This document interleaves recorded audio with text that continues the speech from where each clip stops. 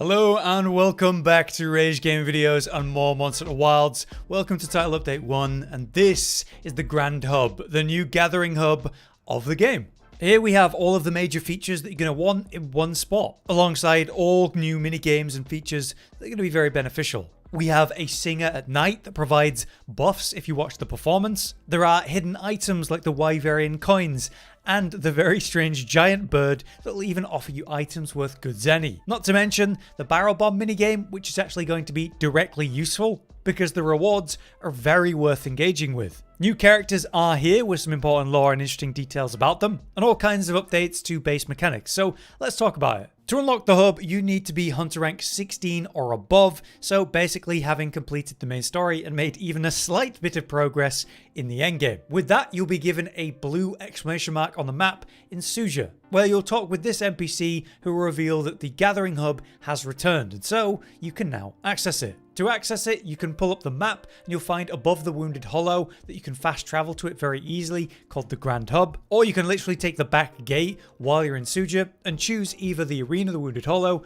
or the Grand Hub, whichever you prefer. And this will drop you right here at the start of the Grand Hub, where you'll also find that squad NPC has now changed location and is permanently here instead of the Windward Plains, which to be fair makes sense. If you open up the map, you can see that there are kind of 4 main sections of the Grand Hub, and around these places is special fast travel locations that allow you to get to the features that you care about, like barrel bowling. There's also multiple ways you can access your gear.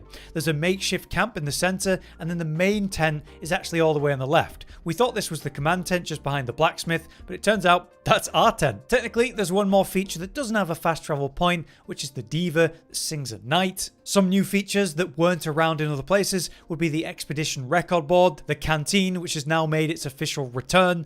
We have the arena counter here, although there's a normal quest counter if you've not got Alma, who by the way does wander around as a heads up. And of course we also have the new barrel bowling. One other detail you might notice is that there's actually 2 levels to the place. There's a high up area that reveals some secrets and cool views, and a hidden NPC that we'll talk about. One thing you might realize though immediately is that you cannot call your Seikret at all while you're in the hub, and that's why there's fast travel points around the place. First up, I want to highlight the expedition record board over by the entrance.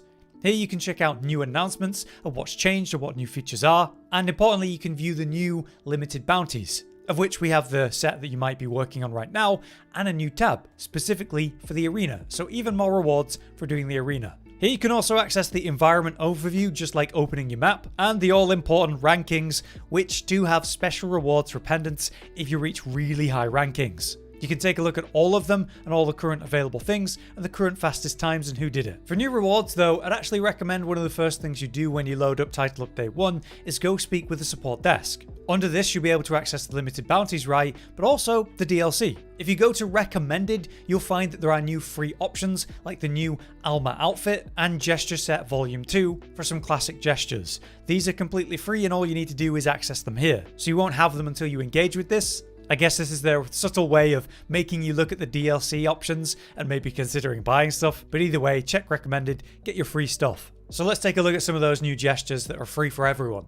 Under the gestures tab, just go towards the end and you'll see them. We have already, which is the classic heal and flex from the old Monster Hunter games, but we even have some meat eating here, just for some added bonus, why not? We have congrats, which is just a standing clap. We have lay it on me, which is basically just a ridiculous taunt that gets more silly as it goes, like he literally lays down and continues for some reason. And finally, this can't be, which is kind of the despair old gesture. Pretty cool that they just give us those for free though. There are also new tent options in regards to customizing your tent, say new patterns as well as inner tent types, and camp gear, which comes through, I believe, the special DLC pack if you want to purchase that. But for large camp gear, that means you've got these new seats. We have an improved sort of camp area, the fireplace, and a special seat to chill on for your large options. For small, there's just some little decorations, and there's also a couple new lantern types as well. On the left side, you'll also find that this is where the Seikrets are penned up over by your tent, displaying the different types of Seikrets in the hub, like your own. Over by a tent, as usual, Nata is here with the same functions that he would have as before, so definitely happy to have that. Inside your tent, you're also going to find the new options under Change Appearance or the Appearance menu. As you can see, changing Alma's outfit is here. So go to Change Appearance and then you can choose Alma's outfit from there. So if you have any, that's where you'll be doing it. And to be fair, I think the new outfit that's free looks pretty good. Next, let's continue on the left side. We have the provisions options for trading over there. And here we have a new blacksmith. In fact, this character is not just Gemma and Co. This is a very important character who is referred to as the legend here. So you can get some dialogue with him and he'll reference the fact that he has a long history of traveling and mastering his craft, and now he's trying to transfer that skill to Gemma because she has such potential. He'll also comment on the fact that his nickname that everyone calls him, Legend, is a bit stupid, but if that's what people want to call him, he doesn't care. Who this is actually an old character linked with Gemma and a character that she was involved with back in 4th gen. It seems like it's the Smithy from old generations. Josh was telling me it's the Smithy from Monster Hunter 2 DOS, which was the first game of the 2nd generation of Monster Hunter, which apparently only released in Japan. As I said, he's related to the Man, which is the Smithy found in 4U as part of the Caravan Troop, and that's where we first met Gemma as Little Miss Forge. And the idea is that this legendary Smithy is the grandfather of the Man. So just cool to see some old references. But either way, you'll find that when you go to interact with the Smithy in the hub, you're actually working with both of them. And for the sake of it, I'll craft something so we can take a look at the new animation. So together they're working, Gemma's following the Legend's lead, they're both hammering in time, which we saw in the trailer. It's pretty cute. Honestly, there's nothing too special actually being shown here.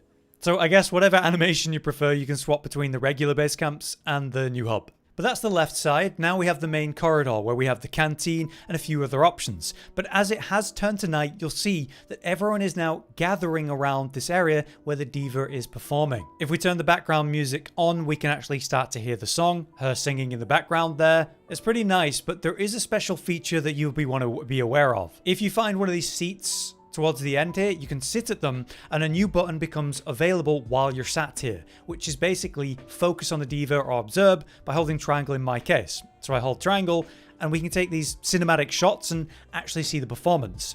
This is worth doing because you get a special buff for doing it. So my stats are now boosted thanks to the Diva performance. If I hold L1, we can see my food buff, but also this damage buff that seems to be there on the left. I'm sure soon we'll know the exact buff that Diva provides, but it seems worth engaging with if you just want that little bit of extra DPS. So also in the center then, you've got the arena counter on the left side with Ricardo. He will show you the arena quests so you can see your options. Arena quests, free challenge, and challenge quests. Right now we only have arena and challenge. There shouldn't be any free challenge at the moment, but that will be updated when Arch-Tempered Ray Dow shows up, I believe. Anyway, for arena quests, we have two options, Rathian and Chasacabra, and you've got your force set down there at the bottom right to check what you need to do to slay the monster. There's also challenge quests where we have Dashagama, so 3 total arena quests to start with. Interestingly, you can also just use a normal quest counter here with Lotta on the left, which is a nice handy feature if for some reason Alma's wandering around. Like for example, she's over there in the center at the moment. Anyway, usual features with the ingredient center here with waffles, so you can just get some rations.